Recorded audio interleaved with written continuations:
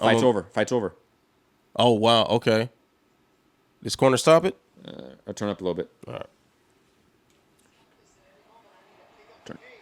Turn down. Waved off. Oh, wow. Okay. What fight waved off on advice of the doctor? Okay. All right. So, okay. Fight's been done. TKO via doctor stoppage. And you know what? Shout out to the doctor stoppage because we need to have more of that in mixed martial arts. Yeah, dude. Nate was getting beat up there a lot, man. I know the crowd might not be happy right now, but like I don't give a shit. Like that was a great fight, honestly. Right? That was a great showing from Jorge Masvidal. I have no issue with that fight being stopped, or me thinking that like taint or tarnishes the fight in any way. It doesn't. No, it doesn't. You know what? I see people on Twitter going off about it, like mad, like why is the fight stopping? Like, did you not see what was going on? Yeah, honestly, if the doctor didn't stop it, the corner should have. And again, because it was for the baddest motherfucker title, people didn't want that. Well, apparently the crowd is screaming bullshit right now, chanting bullshit. Like, yeah, this is an issue. This is where the BMF thing backfires. Yes, because we just saw the lofty expectations for this matchup is impossible to be reached. We just saw a career-defining performance. Guys, call in. We're going to just do a very brief rundown of the fights because we have to run over and do the Canelo Kovalev show, and we're also going to do a post fight there. And if you want to talk about this fights in this card there as well, don't worry, we can do that after the Canelo Kovalev fight. But it looks like Jorge Masvidal obviously won via TKO doctor stoppage, and I think that was overall the right move, to be honest, because I think Nate Diaz was going to get severely hurt even more than he already was, and I didn't need to see that. I didn't need to see a guy get more brain damage when there was really no possible way for him to you know what?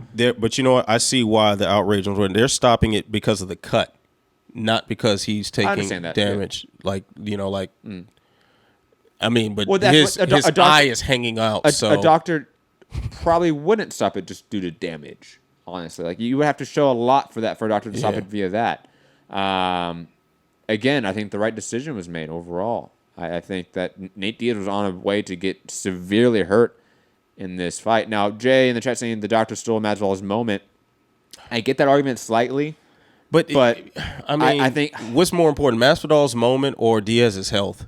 Like perspective, guys. Yeah, that's kind of what it is. Like we just had Patrick Day pass away, guys. Let's be a little bit. And we've had what 4 boxers in the past 4 months, something like that. Dying. Yeah, it's been a wild number this year. So I'd rather not have Nate Diaz be the first one to be a casualty of just inept regulation because of a bad motherfucker title that everyone seemed to reject in some aspect as well. And another thing too, and I'm sure if you've watched the Walk of Shame on the trenches and everything, you probably heard me say these sort of things before. But if you've never been in the corner of a sanctioned bout or been backstage, the unbelievable amount of risk that these guys put on, man. Yes.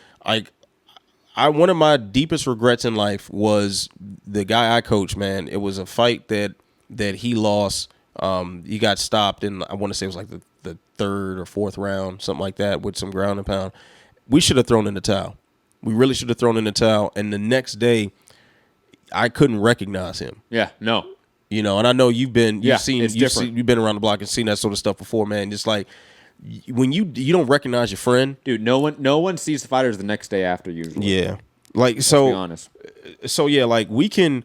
Yes, of course, I want to see more mixed martial arts. I want to see more boxing. I want to let these guys go out on the shield and everything. I want to see that. But at the same time, they have lives. They are human beings. Nate Diaz has a daughter to go back to. Guys, like, come on. Let's be honest. Yeah. And I also think that this should be more of a cultural acceptance in MMA, that fights get stopped by corners or doctors, and that is okay. Yes. Because guys don't need to be taking unnecessary punishment. Now let's quickly run down the card if we can. Kelvin Gat. Oh, we did the Kelvin Gastelum Darren Till fight. We're not going to cover that. We did that in the live fight chat. Just rewind the show if you want to see that. Stephen Thompson beating Vicente Luque. Yeah, it kind of went the way I thought it would. Dominant performance. Yeah. And I want to say Stephen Thompson upped up the violence and the pressure and just the overall activity. Good to see from Stephen Thompson. Yeah, I think that was partly a response to Luque because remember when on the pre-fight show that we did earlier in the week I was saying like while like Rory McDonald went into a defensive shell once he felt what Wonder Boy was capable of. Hendricks tried to go in the defensive shell but was too hurt and ended up getting finished. Luque is going to be the guy who's going to get hurt, but he's going to keep coming back at you and keep presenting those same opportunities. And Wonder Boy took him for all of them.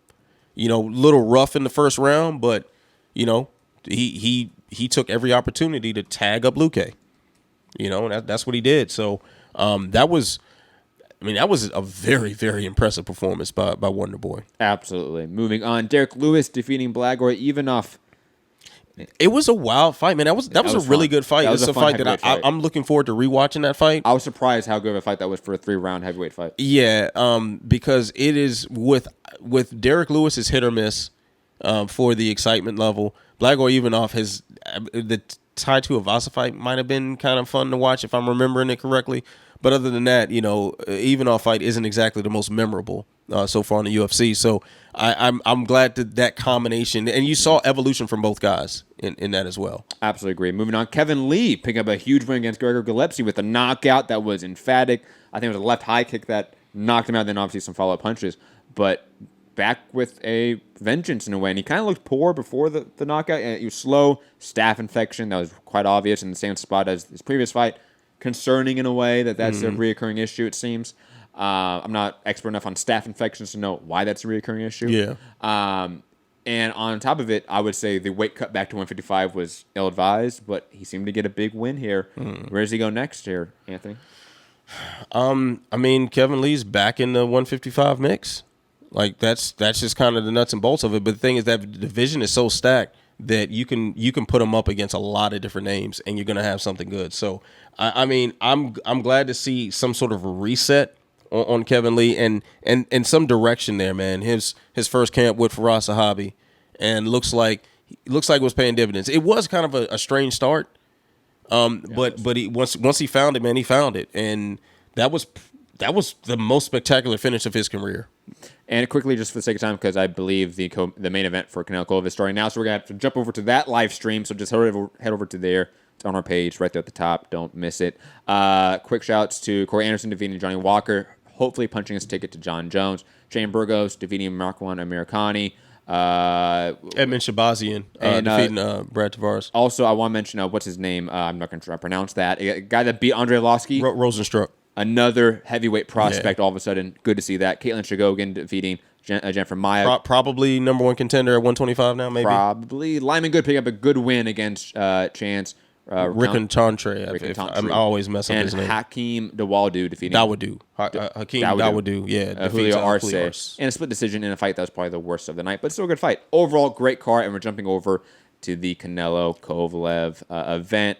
Anthony, let the people know where to find you and your work. You can find me on Twitter at AntWalkerMMA. You can find my YouTube channel, The Walkout Network, and you can find my written word on SureDog.com. And remember, guys, we're going to be right back, literally like in a second. So just not say right here, but it's on the channel. So just hop over there, and you're going to see the Canelo Sergey Kovalev live fight chat. Hit the like button, share the show, subscribe. Find me, Mount Hunter MCR, all platforms on social media. Have a good one. Peace.